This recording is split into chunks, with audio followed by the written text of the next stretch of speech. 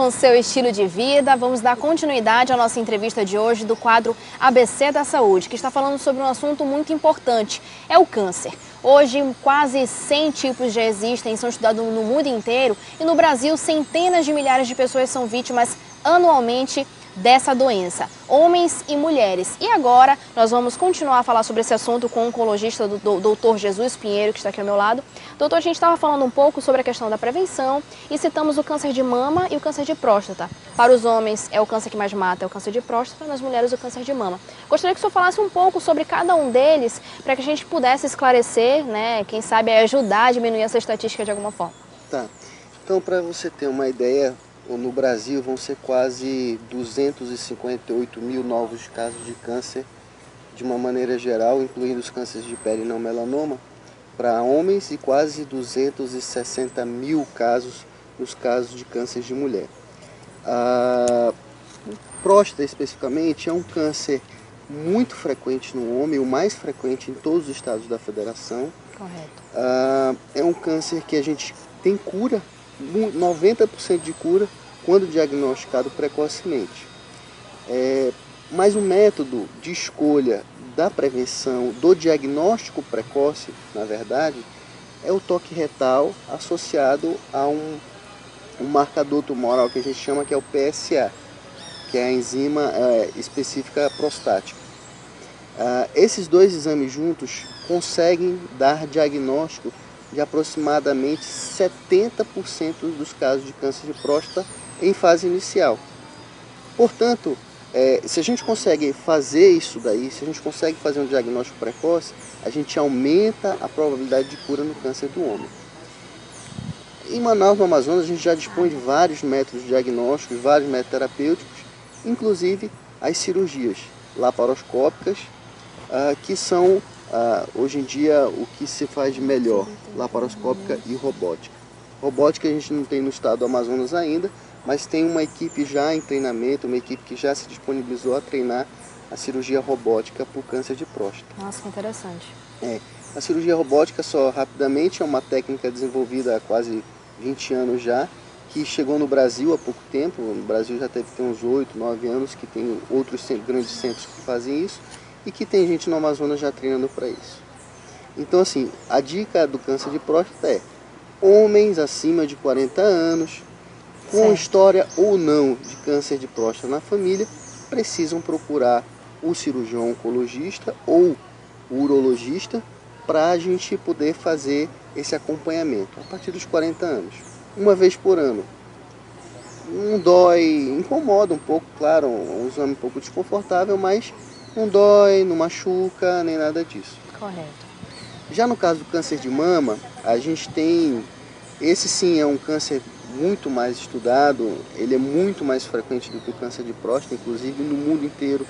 Só não no Amazonas, que o câncer de colo uterino ganha do câncer de mama. Mas é um câncer que, pela superficialidade, ou seja, a mulher consegue palpar isso daí. E é um câncer que tem muita chance de cura. 95% das mulheres no estadiamento 1, que é o estadiamento inicial da doença, tem chance de cura. E cura, a gente fala em câncer, depois de 5 anos de acompanhamento. Então você faz um tratamento, depois de 5 anos a pessoa não apareceu em nenhum lugar com câncer, nenhuma recaída, nenhuma recidiva ou metástase, a gente considera curado. Tá certo. Então, mulheres acima de 40 anos fazendo o autoexame e a mamografia. Mamografia, uma vez por ano, é um exame indolor, é um exame fácil, rápido, e que em Manaus já tem vários locais de realização. Está bem acessível. Está bem acessível, Manaus é bem acessível. A gente tem alguma dificuldade em alguns municípios, porque, dada a dimensão do nosso estado, claro. E na verdade as nossas ruas são os rios amazônicos, a gente tem uma certa dificuldade no interior, mas existem já mamógrafos em alguns lugares, existem suas dificuldades, mas a gente consegue fazer. Então a mulher se autoexamina, né? Durante o banho, depois do banho, consegue palpar a mama.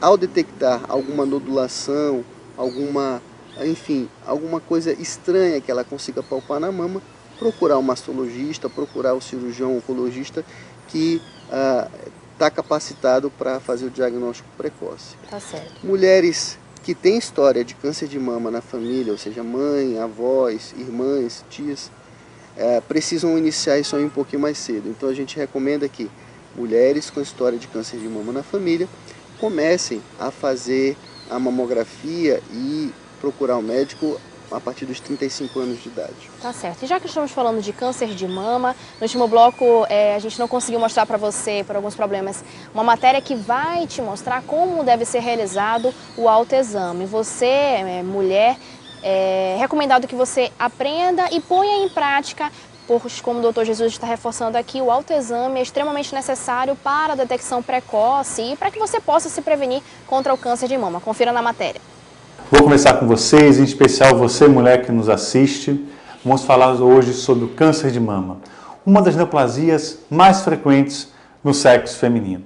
E é muito importante que você saiba fazer o seu autoexame. E vamos demonstrar aqui de uma forma lúdica, uma forma prática, como é que poderia ser feito isso. Aconselho que seja após, durante o banho, porque com sabonete facilita o palpar da mama. A gente divide a mama em 4 sessões e em cada uma você, mulher, vai palpando de dentro, no sentido mamilo, para fora, em cada uma desses quadrantes. E após isso, você pressiona um pouquinho a mama para ver se sai algum líquido do mamilo. E também nessa região é importante palpar a axila para ver se nota algum nódulozinho. Vale a pena ressaltar e também acalmar muitas mulheres que nem todos os nódulos palpados na mama são câncer. Isso é apenas para que, apresentando esse nódulo, você procure o seu médico e faça os exames. Independente de palpar ou não a mama, tem que ir regularmente ao ginecologista e também ao mastologista. O André é um radio-oncologista, trabalha aí na cidade há algum tempo, um cara muito experiente, trata muito câncer de mama, né? Para você ver como é que é a questão da multidisciplinaridade no tratamento do câncer, né? O André é radio-oncologista, a minha parte faço a cirurgia oncológica e tem os oncologistas clínicos. Correto. A gente junto consegue fazer o melhor tratamento para o paciente com câncer.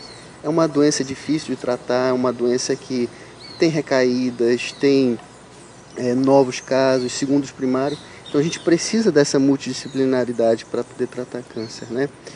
Veja, a gente tem basicamente 3 modalidades de tratamento no câncer, né? Certo. A cirurgia, só para puxar um pouquinho a sardinha para o meu lado, no paciente oncológico, a gente tem a atuar em quase 90% dos pacientes oncológicos, o cirurgião oncológico tem que atuar, seja no diagnóstico com as biópsias, seja no tratamento com as cirurgias, seja no pós, tratando complicações ou novos tratamentos cirúrgicos. Então a gente tem a cirurgia oncológica, a gente tem a radioterapia e a gente tem a quimioterapia. Alguns tumores, os tumores sólidos de maneira geral, 60% deles são curados com cirurgia. Correto. 60% deles. Outros tumores precisam de cirurgia com quimioterapia. E alguns tumores precisam de cirurgia, quimioterapia e radioterapia. Então você vê que não é uma doença fácil de tratar, não é uma doença barata de tratar, é uma doença cara de tratar, porque a gente tem muitos profissionais envolvidos, muita tecnologia hoje em dia, a gente tem muita tecnologia envolvida para dar o melhor tratamento. Então a gente precisa sempre trabalhar numa equipe que a gente chama de equipe multidisciplinar. Com certeza. Doutor, a gente estava falando sobre o câncer de próstata e o de mama. O senhor citou muita questão da hereditariedade. Em que casos a hereditariedade deve ser levada em consideração no câncer? É de forma geral ou tem específicos como o de próstata e o de mama? Na verdade, assim, o câncer hereditário, ele corresponde apenas de 10 a 8% de todos os cânceres que a gente conhece, né? Na verdade, o que a gente fala, quando a gente fala no erro do DNA, quando a gente fala no erro do reparo do DNA, é que por algum motivo, um fator externo, ou a má alimentação, ou o vírus do HPV, ou uma bactéria, enfim, por algum fator externo, a célula se modifica, o DNA se modifica. E a gente não pode caracterizar isso como um câncer hereditário. A gente caracteriza isso como câncer esporádico, que corresponde a 90% a 92% de todos os cânceres, né? Certo. Então, assim, quando a gente fala em câncer hereditário, existem algumas doenças que são muito mais frequentes na hereditariedade, que, volto a falar, que são só 10% dos casos de câncer. Certo. Então, por exemplo, o câncer de cólon tem um modelo muito estudado, que são as doenças polipomatosas familiares. Esse sim, a pessoa que tem essa doença, todas as pessoas que têm essa doença da família, 100% delas vão evoluir para câncer cólon-retal. 100% delas. Então, esse é um câncer hereditário que a gente conhece. Existem alguns cânceres hereditários na mama que também têm relação, ou seja, aquela mulher que tem um histórico muito forte de câncer de mama, aquela mulher que teve a mãe, a tia, a avó com câncer de mama e tem alguns marcadores tumorais como o BRCA1 e BRCA2 positivos, essa mulher tem um fator hereditário sim para o câncer de mama. Existem outras síndromes hereditárias que predispõem ao câncer também, né? Tem algumas síndromes, como a síndrome de Li-Fraumeni, que é uma síndrome comum que tem múltiplos cânceres. A pessoa tem um sarcoma, um câncer de mama e um câncer do intestino na mesma pessoa. Isso são síndromes hereditárias que predispõem o paciente realmente a desenvolver o câncer. Certo. Esse modelo da hereditariedade é um modelo que a gente estuda bastante para a gente tentar caracterizar a doença e tentar, através desses modelos, extrair informações para a gente aplicar nos cânceres mais comuns, que são os esporádicos. Tá certo. É um fator, então, que é levado em consideração de qualquer assim, forma, porque influencia, pode influenciar? Isso, sim, com certeza. Apesar dele ocorrer em 10% dos casos de câncer, mas é o que a gente sempre busca, né? E aí que está a mágica, aí que está o estudo, o esforço dos profissionais que trabalham com oncologia, né? Certo. Então, a gente não sabe quem vai ter esse fator hereditário. Por isso que é importante procurar o especialista. É importante procurar a pessoa que trata isso diretamente, a pessoa que tem experiência nisso daí. Porque aí sim a gente consegue ter algum tipo de taxa maior de sobrevida. Para vocês terem uma ideia, o quão é importante o especialista, existem dois estudos, um estudo americano e um estudo inglês, que fala que além do fator tamanho do câncer, localidade e tipo histológico dele, ou seja, a característica do câncer em si, tem um fator importantíssimo para a cura do paciente. No caso da cirurgia, o cirurgião oncológico. Então, nesses estudos, eles conseguiram caracterizar que pessoas que trataram com especialistas na determinada área, cirurgiões oncológicos que operam cólon, cirurgiões oncológicos que operam mama, claro, ou ginecologistas que operam mama, ginecologistas que operam colo uterino, com treinamento específico para câncer, essas pessoas tiveram uma sobrevida, ou seja, eles conseguiram sobreviver maior e melhor do que pacientes que foram operados por não especialistas. Tá certo. Então o que a gente precisa realmente é divulgar isso, difundir isso. Tá certo. Conversei então com o oncologista, Dr. Jesus Pinheiro. O tempo para a gente falar sobre esse assunto, né? Passaremos dias aqui falando sobre o câncer, porque é realmente um assunto que gera uma série de dúvidas, que está sendo cada vez mais estudado e que tem feito muitas vítimas no Brasil inteiro e no mundo. Dr. Jesus, muito obrigada pela sua participação. Gostaria de agradecer e, enfim, uma próxima oportunidade a gente fala um pouco mais sobre esse assunto. Com certeza, estou à disposição para falar todos, só aproveitando a oportunidade. Fique à vontade. E para a gente divulgar, a gente esse mês está em vias de fundar a Sociedade Brasileira de Cirurgia Oncológica do Estado do Amazonas. Muito bom. Uma sociedade antiga, uma sociedade que já tem em outros estados e que a gente está lutando para implementar aqui, para que o cidadão amazonense consiga ter acesso. A gente vai botar site, a gente vai botar várias mídias para divulgar a nossa sociedade, para que a gente consiga passar essa informação de maneira melhor e abrangente. Muito obrigado. Tá certo, a proximidade com a população é sempre necessária, doutor. Muito obrigada.